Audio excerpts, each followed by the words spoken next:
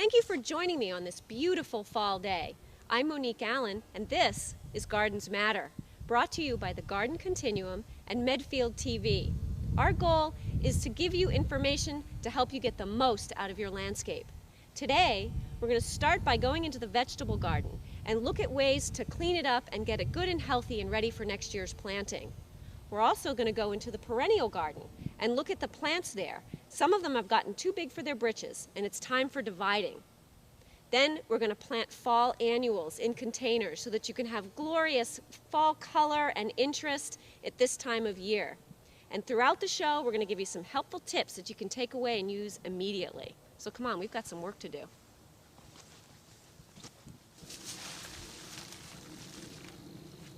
Cleaning up the vegetable garden. Tomatoes pose a big task. If you grew tomatoes this year, then about now they're all looking like this. And so it's time to clean them up. I like to grow mine in cages, and so you've got these great wire hoops that held them nice and tight during the season. But now they're just a mess.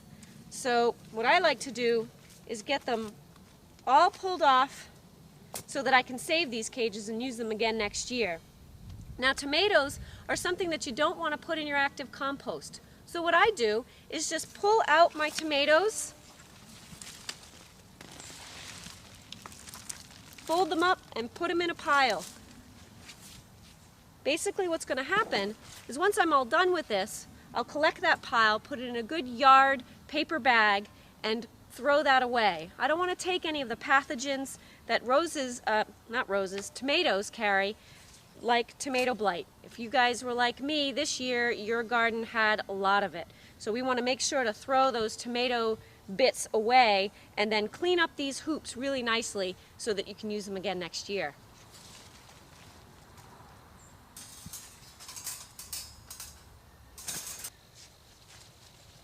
So along with garden cleanup is harvesting. The fall has some little gems left over in the garden, like these wonderful slender eggplants. So I'm going through my garden and collecting everything that's left before I take the plant out, putting the garden to bed for the winter. Some other great things to harvest: cabbage. So you've got some wonderful plants this time of year. We've got kale and chard, which you don't need to clean up. Clean up the bottom leaves only, but leave them. They'll keep growing right into the frost so that you can make some great savory stews, soups, saute them, put them in salads. Really fabulous greens for the fall. So go out and harvest.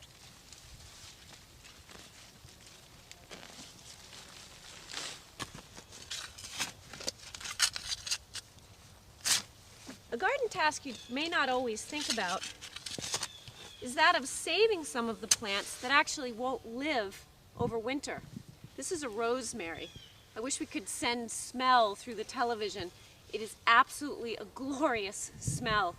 But unfortunately, rosemary will not survive our winter.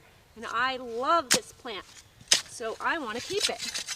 So what I'm doing is I'm going to dig it out. I'm going to put it in this nice pot that has a drainage hole and a place to collect overflow of water. I've got some rocks down in the base here to promote drainage and keep some good air circulation in the root system.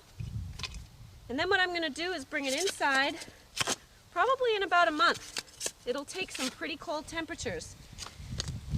Put it in a west-facing window, keep it at about 60 degrees, and this plant will live all winter long. I can cut it, put it in stews, and then come spring, bring it right back out in the garden, plant it up, and start the process all over again.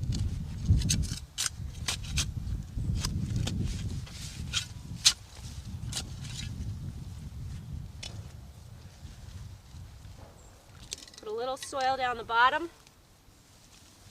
Take your plant.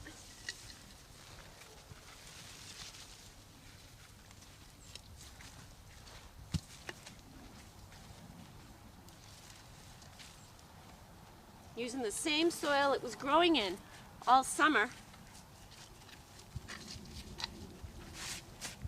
Leave about an inch of space from the top of the planter to to the top of the soil so that you can water it easily. And there you have it, a plant for inside your own indoor herb garden.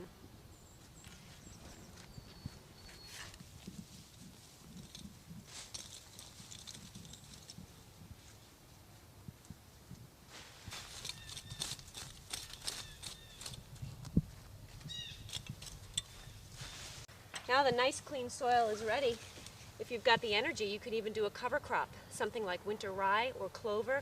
Put some nitrogen back in the soil. Or if you're done, this is a great way to leave it for next spring's planting.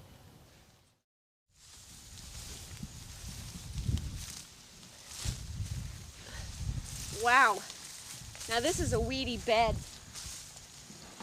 I mean, look at this.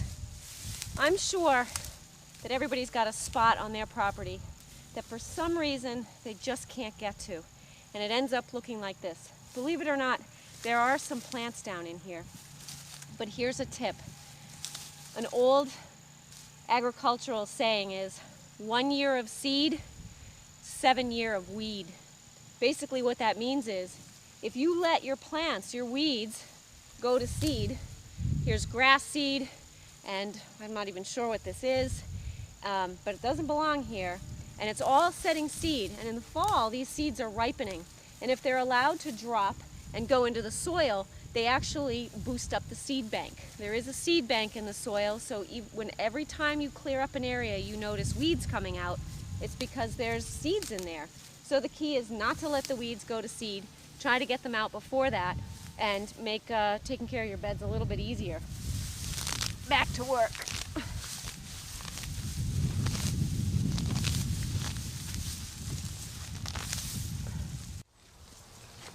If you have a perennial garden and you've had it for any time, you'll know that your perennials can get pretty big. And what they do is they act like thugs in the garden and they start elbowing into everything else. Some of your plants will end up with holes in the center, or they're just going to completely flop over. This is a perfect indication that your perennial needs to be divided. Sometimes another indicator is that the plant isn't really flowering like it used to. It's using up all its resources and bound up roots. So what I'm doing today is I'm taking this iris. This is an Iris siberica or Siberian iris. It's Caesar's brother. It gets a beautiful purple flower. But it's got this big hole in the center and it's squishing my grass and my sedum. So it's time to go and get a little bit smaller. Go around the plant and just cut in with the shovel, push it down, move to the next spot, cut in with the shovel, push it down, and you'll see how this plant is starting to give up its grab. Now I'm not strong enough to pick this thing up all as one plant.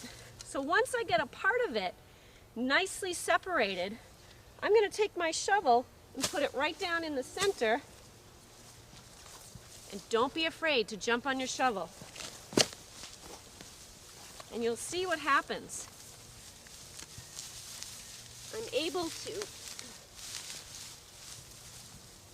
actually loosen up a section that's a small, manageable division of an iris.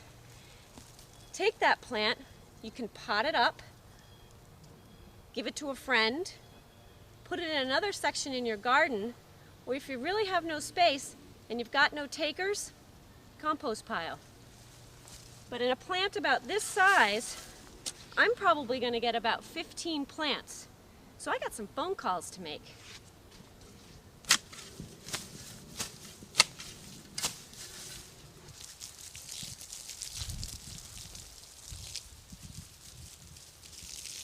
Even if you are going to plant your divisions, getting them good and soaked before you put them in the ground is a great way to stave off some of that shock.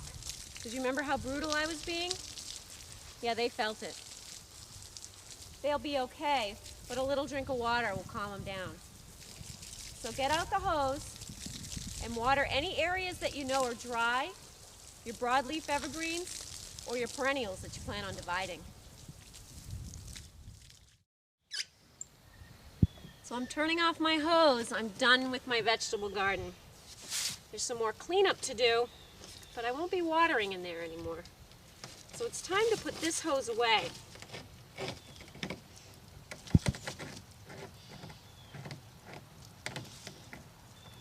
Sometimes they don't behave really well coming off the spigot. But once they're off, give it a good wash. This spigot is attached to my irrigation system, so it'll be blown out once my irrigation system's turned off. But what I need to do is protect my hose. You don't want to leave your hoses out for the winter, especially filled with water, because that promotes freezing and cracking. Now you've lost a hose. So now comes the task of draining and putting my hose away for winter.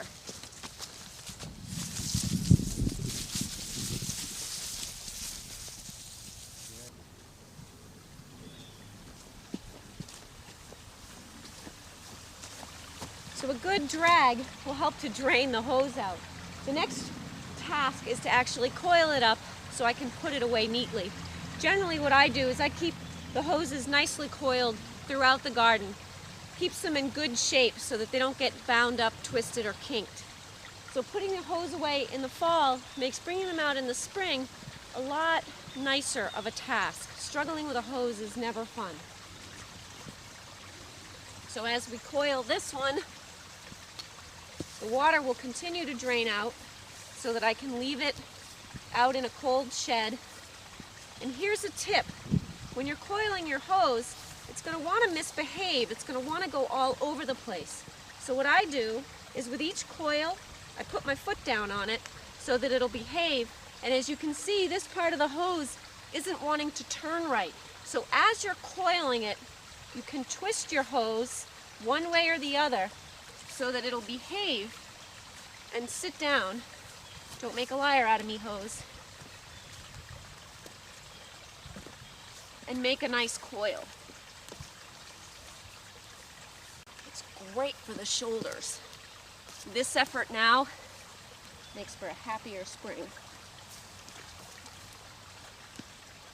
Now we've got an end. Make sure that end is good and clean.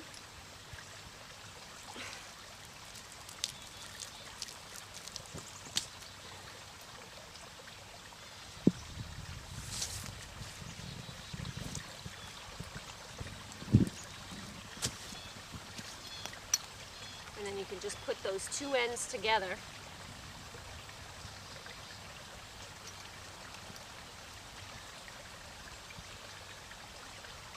You can use a piece of sisal and tie it up. Now you've got a nice neat hose. Put it in your shed, put it under your shed, put it in your garage, but it's ready for spring. Every once in a while there's a place in your garden that just gets away from you. And sometimes there's really nothing to do but get rid of it. In this particular case, we have cotoneaster. You can see the nice red berries and the glossy leaves. Normally a really lovely addition to the landscape. But as you can see, this one basically has an unmown lawn growing through it. And when you get to this point, the roots of the grass are so intermingled with the roots of the shrub that weeding it just is no longer an option. So taking it out is what you've got to do. To start, you need to cut back the branches because this particular plant has really long arching branches, so it's difficult to find where the plant is actually growing from. The next step is to actually dig the plant out, and from there you've got to dig the grass out, and then the last step will be to define the edge and clean up the plant. So I've got some help because this is a pretty muscly job. So Mike and Jonathan, come on in, help me get this done, and we'll get this plant out before you know it.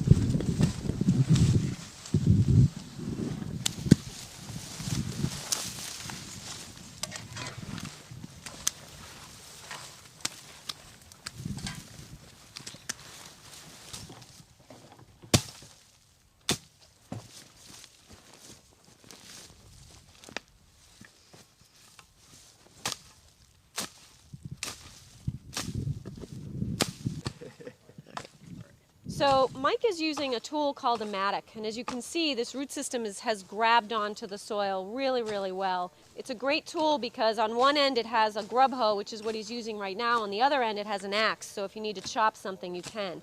This shrub is hanging on really tightly to the soil, so a shovel just wouldn't do. You just got to really hack through it.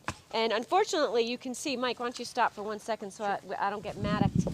You can see right here that we actually have a little drip irrigation line that didn't make it. So sometimes when you go to take things like this out, irrigation damage can happen. This is a really easy fix, so we'll fix it when we're done. But just be aware of that. If there's any irrigation or wires or anything going through an area that you're digging in, you just want to be, well, prepared. Yeah. So, okay, keep mattocking.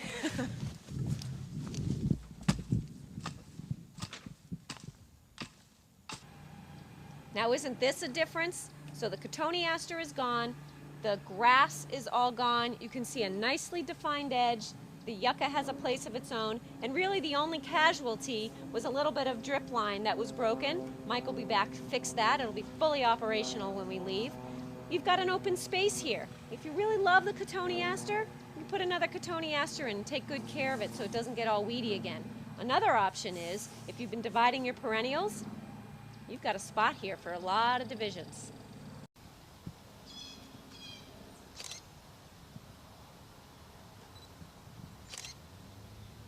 Taking pictures of your garden is a really, really good way to learn.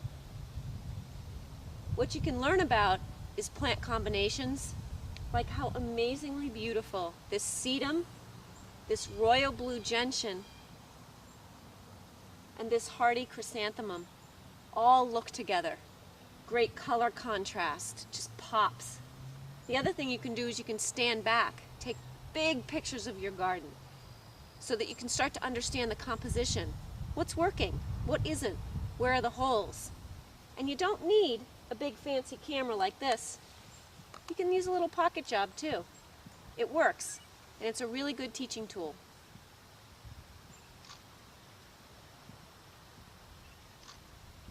Here are some photos that I've taken around my yard.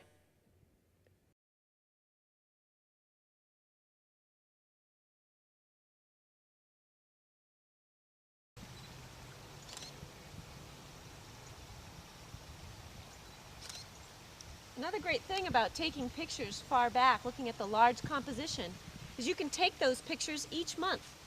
Watch how that garden's changing over the months. And then you can even take them year to year. What did this garden look like in 2005? I bet you have a picture of it.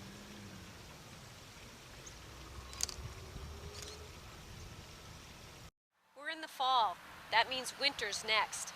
And your plants are going to need some winterizing, a little bit of protection. Not all of the plants need it, but some of them more than others. If they're in a particularly windy or exposed areas, some of your broadleafed evergreens are going to need some protection. By broadleaf, I mean rhododendron, azalea, boxwood, holly, all of those nice, glossy, flat leaves that have exposure to the winds. Basically, when I'm saying winterizing, I'm talking about the very same thing as putting chapstick on your lips when you go skiing. You don't want to get chapped lips, and these leaves don't want to get burned in the wintertime. So what a product you can use is an anti-desiccant. It comes in a couple of different forms. Bottles where you can mix your own dilutions or ready spray mixes. You want to make sure to get the top surface and the underneath surface. The temperatures should be 40 degrees or warmer when you're actually applying it because you do not want the product to actually freeze on the leaf. And what this will do is help these guys go through the winter and come out nice and lush and ready to grow in the spring. A great plant for screening, beautiful color, really nice scent, is arborvitae. The only real problem with it, deer love them.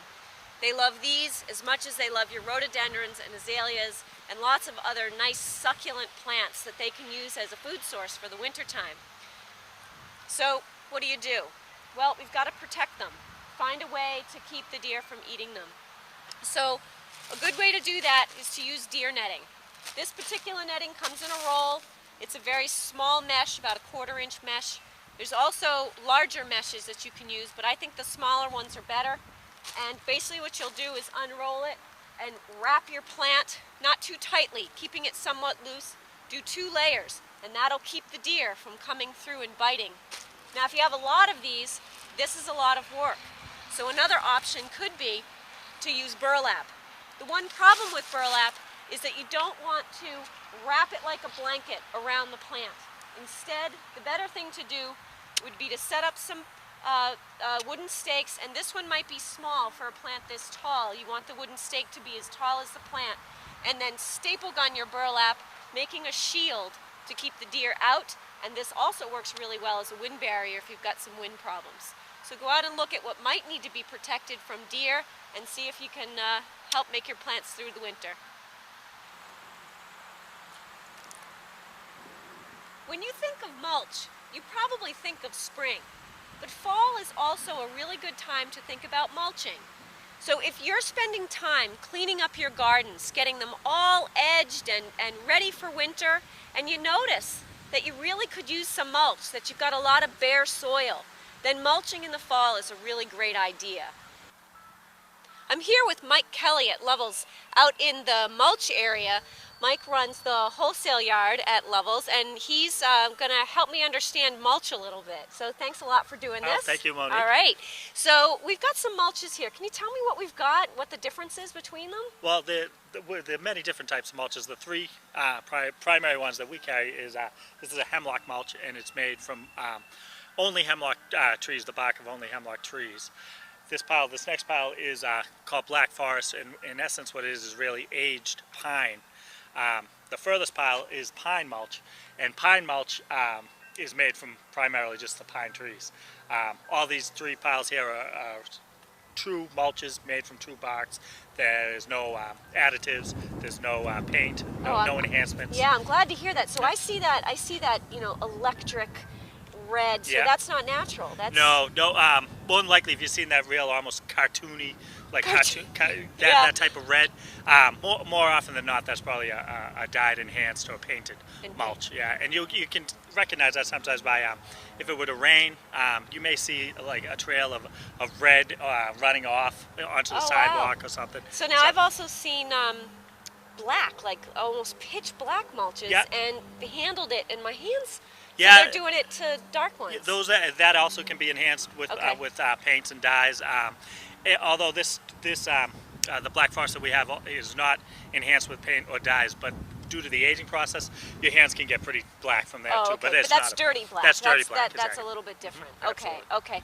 So the aged one, how do they age it? I mean, how do you go from pine mulch to the black forest? What they do is they have these big machines. It's quite a process actually.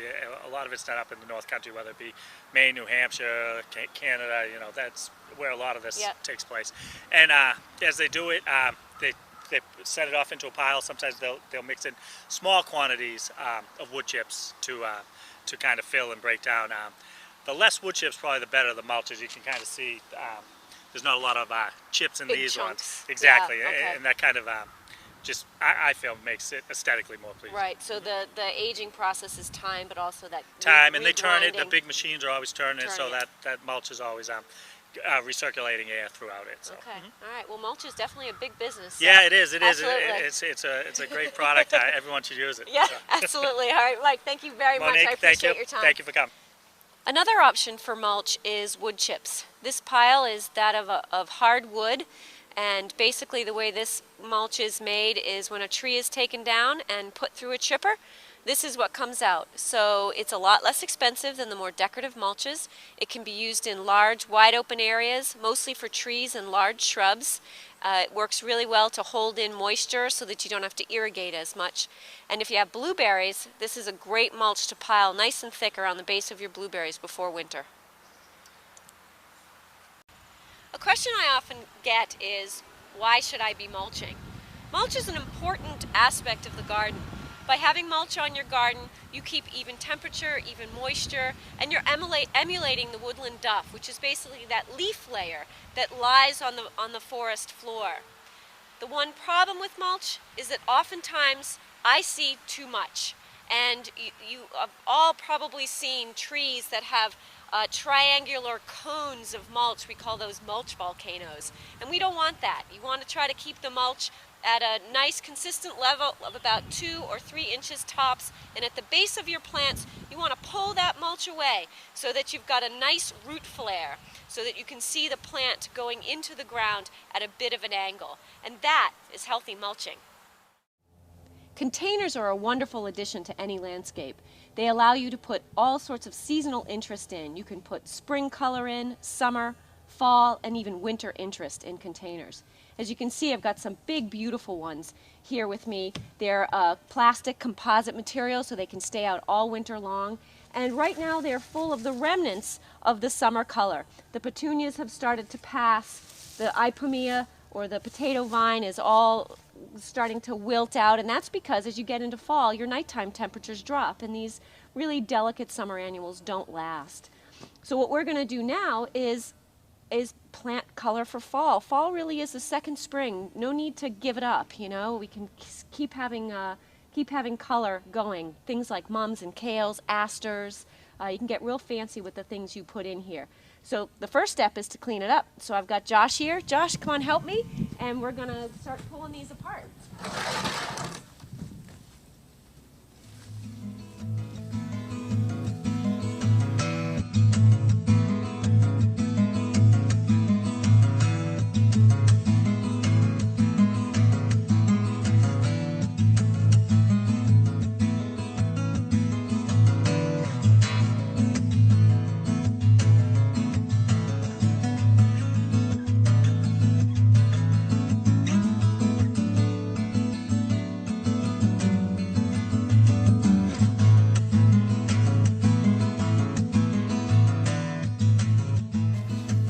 So the next step is to start arranging the plants in the planters. So deciding how the textures go together, how the colors go together, and which plant is going to be situated with which.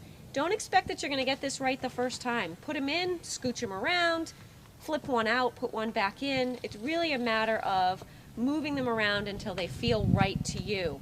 And the idea is that these planters should be just jam-packed with plants. You don't want to see any soil, and as you can see, Josh is kind of leaning them a little bit so that they're going to cover the edges and really feel like they're flowing out of the planter. So the next step is planting the planters, and as you can see, we've removed the plants that were in there, set them up on the ground so that they were like they're going to be in the pot. And what Josh is doing now is just teasing out those roots so that when he puts that planter in there, it actually has the opportunity to grow. Fall is definitely a short growing season, but it is the most active season for root growth. So teasing out those roots and then giving it good water, these mums will actually do a little growing in these pots and grab on, and teasing out the roots helps. So how's that? Beautiful, huh? Nice array of color overflowing on the edges of the planters. This is going to last for a good couple of months. Generally, we like them to last right through Thanksgiving, so that it's not until December that we'll pull them out and get our winter displays in. For some other touches, you can add gourds, pumpkins, colorful pieces of corn, corn stalks, or even willow branches. One thing you don't want to forget, though, is water these in really, really well. One of the things people forget is that these planters do need water in the fall, even though it's cool. So that wraps up our show, Gardens Matter, for this fall. Hopefully you got some good tips. We looked at cleaning up your vegetable garden, dividing plants, taking photographs so that you can catalog what's going on in your garden, and some great tips or tasks that you can do in the fall to keep winter good and healthy in your garden and make spring easier. I've got a basket full of harvest from my garden, some cabbage, some beautiful nasturtium flowers, so I'm ready to finish up and go cook. Happy gardening.